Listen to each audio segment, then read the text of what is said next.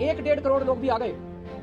आजादी के बाद 1947 में जितना बड़ा माइग्रेशन हुआ था, उससे कहीं ज्यादा बड़ा माइग्रेशन इस एक सीए के कानून से होने जा रहा है। भारत माता की संतानें हैं ये, इनको गुंडा मत कहिए, इनको आतंकवादी कहिए। जो वास्तव में भारत की राष्ट्र की सुरक्षा के लिए खतरा है, घुसपैठिया, रोहिंग्या, उनके लिए बोलते समय हमारी जीभ कांपती है। हमें साहस नहीं, हम उनके लिए कोशिश करते हैं कि कोई कार्ड बन जाए। ममता जी कहती चिंता नहीं करो, हम हैं, हम कोई ना कोई कार्ड बना देंगे। नमस्कार दोस्तों, समाचार 2.0 की एक नए वीडियो में आप लोगों का स्वागत है। दोस्तों, आज एक शानदार डिबेट वीडियो लेकर आ गया हूँ, वीडियो अंत तक देखना। दोस्तों, आज की डिबेट में देश की सबसे लोकप्रिय और निडर पत्रकार अमिताभ अग्निहोत्री जी सीएए पर विवादित बयान देने वाले विपक्षी नेताओं को, खास करके केजरीवाल को बहुत अच्छे से बयान बजाया है। दोस्तों, आज की डिबेट में पहले केजरीवाल की वो विवादित बयान और उसके बाद अग्निहोत्री जी का शानदार जवाब आप देखने वाले हैं। दोस्तों, आज की वीडियो बहुत शानदार होने वाली है, अंत तक जरूर देख के जाना। एंड वीडियो के बारे में अपना क्या राय है कमेंट में जरूर लिखना। चलिए शुरू करते हैं। अगर ऐसे हमने अपने दरवाजे खोल दिए उनके लिए, देश के दरवाजे खोल दिए उनके लिए, अगर उन 2.5-3 करोड़ लोगों में 1-1.5 करोड़ लोग भी हमारे देश में आ गए, उनको कहाँ बसाएंगे? उनको कहाँ रहने की जगह देंगे? वहां उनको जॉब्स कहाँ से देंगे? नौकरियां कहाँ से देंगे? घर कहाँ से आएंगे? तो जाहिर तौर पे जो नौकरियां और जो रोजगार हमारे बच्चों को मिलने चाहिए, वो रोजगार तो वो ले जाएंगे। और जो इतने सारे, इतनी भारी हम तो दरवाजे खोल रहे हैं, इतने गरीब लोग वहां से उठ के आ जाएंगे, बाकी पड़ोसी देशों से इतने गरीब लोग उठ के। मैं हिसाब लगा रहा था, अगर 1-1.5 करोड़ लोग भी आ गए, आजादी के बाद 1947 में जितना बड़ा माइग्रेशन हुआ था, उससे कहीं ज्यादा बड़ा माइग्रेशन इस एक सीए के कानून से होने जा रहा है। मैं नहीं समझ पा रहा, पाकिस्तान से अग्रवाल परिवार आया, पाकिस्तान से भुल्लर परिवार आया, अपनी इज्जत बचा के, अपनी जान बचा के, उसको भारत के आज के कुछ राजनेता पाकिस्तानी चोर, उचक्का, गुंडा, बदमाश कह रहे हैं। कैसी भाषा है? कैसी भाषा है? ये स्वीकार नहीं होना चाहिए। वो तो अलग बात है कि पंजाब में जब केजरीवाल जी की बात पहुंचेगी कि जितने भी आएंगे वो सब गुंडे होंगे, चोर होंगे, डकैत होंगे, गिरहकट होंगे और भारत में लूटपाट मचा देंगे, तो पंजाब में उसका क्या रिएक्शन होगा? वो तो बेचारा भगवंत मान झेलेगा क्या जी? क्योंकि फिर तो सरदार ढूंढेंगे भगवंत मान को कि तुझसे किधर हो जी, आओ। लेकिन एक बेसिक प्रश्न, मैं तो बड़ा सरल भाषा में बात करना चाहता हूं। एक युवा चला गया अपने गांव से बाहर, मुंबई चला गया, ठीक, कोई संपर्क नहीं रहा।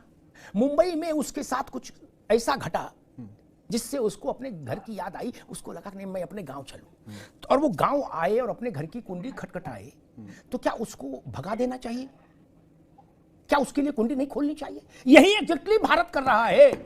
इसकी तुलना रोहिंग्या से कैसे हो सकती है? इसकी तुलना ढाटा बांध के आने वाले घुसपैठियों से कैसे हो सकती है? रोहिंग्या से तुलना जो लोग कर रहे हैं, वो घुसपैठी और शरणार्थियों के बीच में मैनिपुलेट कर रहे हैं। ये धूर्ततापूर्ण व्याख्या है। चोर, डकैत और दरवाजे पर कुंडी खटखटा के आने वाले में अंतर होता है। अभी अफगानिस्तान में इस परिस्थिति खराब हुई। मेरे मित्र मुन्ना भाई जो कह रहे थे नंगा नाच, वो अफगानिस्तान नहीं गए, उनको वहां इच्छा पूरी हो जाती। वहां तालिबान नंगा ही नाच कर रहे थे और हंटर भी सटासट मार रहे थे, खाल उधड़ रहे थे। क्या जहाज के पंखों से लटक गए लोग, मर गए, उसको बोलते हैं नंगा वाला नाच। क्या आपको जाना चाहिए था देखने, तो आपको समझ आता कि नंगा नाच क्या होता था। कि सब गलत तो नहीं कर रहा, तालिबानों ने वहां नंगा नाच किया था। क्या जो शिक्षा मंत्री बनाए थे वो भी कार्रवाई लेके आए थे, क्या ढाटा बांधे थे, उसको बोलते हैं नंगा नाच।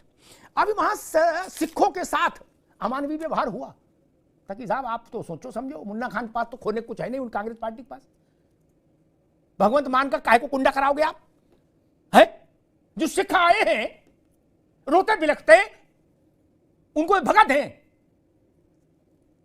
पंजाब में कैसे वोट मांगने जाओगे मेरे दोस्त? और राजौरी गार्डन में कैसे जाओगे? क्या कपड़े फट जाएंगे। और वोट छोड़िए, वोट मिले नहीं मिले, मेरे लिए वोट, मुझे राजनीति थोड़ी नहीं करनी। हर सिख को भारत को पूरी तन्मयता के साथ स्वागत करना चाहिए। हर हिंदू का स्वागत होना चाहिए। लोग अतार्किक बात कर रहे हैं। तीनों देश, बांग्लादेश, पाकिस्तान और अफगानिस्तान, इस्लामिक स्टेट है। इनको कहा जाता है अंग्रेजी में थियोक्रेटिक स्टेट, धर्माधारित राज्य, राष्ट्र। इसलिए वहां मुसलमान को शामिल नहीं किया गया। भाई थेतरी करने पे मत आओ। इस्लामिक स्टेट में इस्लाम मानने वाले का उत्पीड़न होगा, यह नहीं माना जाता है, जा सकता। और फिर भी आपकी समस्या है, आप उनके लिए सम्मान में वहीं चले जाओ, कहो भाई हम तुम्हें नहीं बुला सकते, हम यहीं रहेंगे क्या, और तुम्हारी मसाज करेंगे। यहां से जाने में तो कुछ समस्या है नहीं।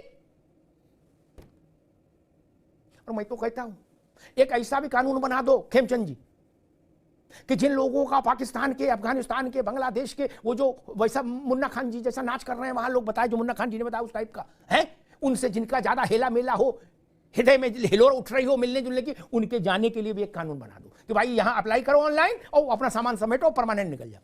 किसी बात कर रहे हो आप लोग? ये तरीका ठीक नहीं। ये भारत की जिम्मेदारी है, दायित्व है, वो हमारे संतानें हैं, इसी राष्ट्र की संतानें हैं। ठीक कह रहे थे अरविंद, 14 अगस्त 1947 तक वो सब भारत के थे, भारतीय थे, उनकी एक ही नेशनैलिटी थी। दो लोगों ने अपनी अपनी महत्वाकांक्षाओं में कुछ कागजों पर दस्तखत कर दिए, हजारों लाखों लोगों का मुकद्दर रसातल में फेंक दिया। क्या लाहौर में रहने वाले लाला जी ने बोला था कि देश का बंटवारा करो? क्या रावलपिंडी में रहने वाले सुखा सिंह ने बोला था कि बंटवारा करो? बंटवारा नेहरू और जिन्ना की जिद थी, नेहरू और जिन्ना की जिद थी। गांधी जी खिलाफ थे, लेकिन अंत में उन्होंने इस महत्वाकांक्षा की बेलगाम जिद के सामने समर्पण कर दिया। अन्यथा गांधी ने तो कहा था कि मेरी लाश पर से भारत का विभाजन होगा, मेरी देह से विभाजन होगा। किस मुंह से हम बात कर रहे हैं? जोशी साहब, आप तो योग्य व्यक्ति हैं, विभाजन का दंश कोई भूल सकता है? देश की धरती रक्त से लाल हो गई थी, गाड़ियां आती थी, जिंदा लोग नहीं होते थे, लाशें आती थी। और ये बात रहस्य की बता रहा हूं, गूगल में नहीं मिलेगा, व्हाट्सएप में तो चेक भी मत करना, मिल ही नहीं सकती, कभी ऐसी गलती मत करना। पंजाब के मुसलमानों को छोड़कर, पंजाब में जरूर करीब 82-85% मुसलमान जिसने जिन्ना को वोट दिया था लीग को, वो पाकिस्तान चला गया। बाकी यूपी के आदमी ने भी जिन्ना को वोट दिया कि हम चाहते हैं पाकिस्तान बने। क्या जब उनसे कहा चाचा बन गया जाओ, बोले हमें जाना थोड़ी ना, हम तो यहीं रहेंगे। भाई आप जब मन से पाकिस्तान के समर्थक थे ना, इसलिए ना वोट दिया। मैं जिस चीज के समर्थन में नहीं उसको वोट क्यों दूं? और जब समर्थन में थे तो फिर गए क्यों नहीं? मैं तो सवाल उठाऊंगा, ये बौद्धिक सवाल है। भोपाल वालों ने भी दिया, मद्रास प्रेसिडेंसी उस वक्त बोलते थे जोशी जी, आप तो जानते ही हैं, पूरा दक्षिण लगभग मद्रास प्रेसिडेंसी कहलाता, क्या दिन था क्या। वहां के मुसलमानों ने भी कहा जिन्ना मेरे भाई तुम्हारे लिए जान कुर्बान। 80% सीटें जिन्ना की पार्टी को मिली। उनसे जब कहा कि चलो बैठो पानी जहाज में, बोले हम नहीं जाएंगे, हम तो यही मछली भात खाएंगे। तो फिर पाकिस्तान बनवाया क्यों? जिन्ना को हरवा देते तो पाकिस्तान नहीं बनता। आप मुस्लिम लीग को हरवा देते चुनाव। बहुत गहरी बात करके बात समाप्त कर दूंगा अरविंद जी, आप अध्येता हैं। जिस बंगाल में डायरेक्ट एक्शन हुआ था, डायरेक्ट एक्शन से ज्यादा बुरी चीज कोई नहीं उस विभाजन के समय की। उस बंगाल में जिन्ना को सीटें सब मिल गई, मुस्लिम जितनी रिजर्व सीट थी सब मिल गई दिल्ली को, लेकिन वहां मुसलमान 32% ही गया। क्या जितने ने वोट दिया उसमें 68% चुप्पी साथ इधर ही घर के अंदर आ गया, बोला हम नहीं जाएंगे। क्यों? बड़े सवाल है मित्र, इसको घाल मेल मत करिए और इसको नंगा नाच मत कहिए। भारत माता के संतानें हैं ये, इनको गुंडा मत कहिए, इनको आतंकवादी मत कहिए। जो वास्तव में भारत की राष्ट्र की सुरक्षा के लिए खतरा है, घुसपैठिया रोहिंग्या, उनके लिए बोलते समय हमारी जीव कांपती है। हमें साहस नहीं, हम उनके लिए कोशिश करते हैं कि कोई कार्ड बन जाए। ममता जी कहती चिंता न करो, हम हैं, हम कोई ना कोई कार्ड बना देंगे। नहीं। और मुख्यमंत्रियों को भी एक अच्छी बात थी, किसी ने अभी कहा शायद तकी साहब ने कि भारत राज्यों का संघ है।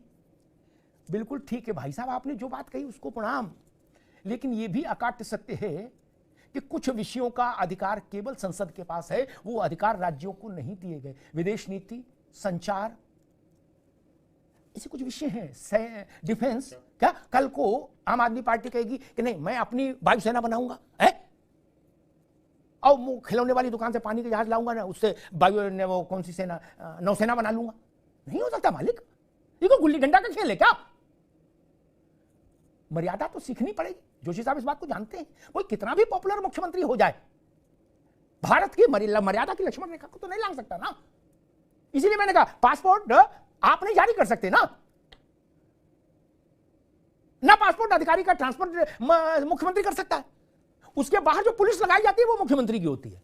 क्या जो चीज गलत रहेगा, लेकिन पासपोर्ट की नीति रीति केंद्र तय करता है। वैसे ही नागरिकता किसको मिलेगी किसको नहीं मिलेगी, उसके लिए क्या शर्तें होंगी, ये बिल्कुल साफ है। इसका अधिकार केवल भारत की संसद को है, बाकी किसी को नहीं। धन्यवाद। मजा आया, और मैं ये जो मजा है हिंदुस्तान के हर व्यक्ति को देना चाहता हूं। दोस्तों वीडियो अंत तक देख ली तो अच्छी लगी होगी। अगर अच्छी लगी तो वीडियो को एक लाइक एंड चैनल को सब्सक्राइब कर लेना। एंड अमिताभ अग्निहोत्री जी के साथ आप सहमत रखते हैं तो कमेंट में जय श्री राम जरूर लिखना। वीडियो अंत तक देखने के लिए आपको बहुत बहुत धन्यवाद। चलिए मिलते हैं अगली वीडियो में, तब तक के लिए जय हिंद, जय भारत, जय श्री राम।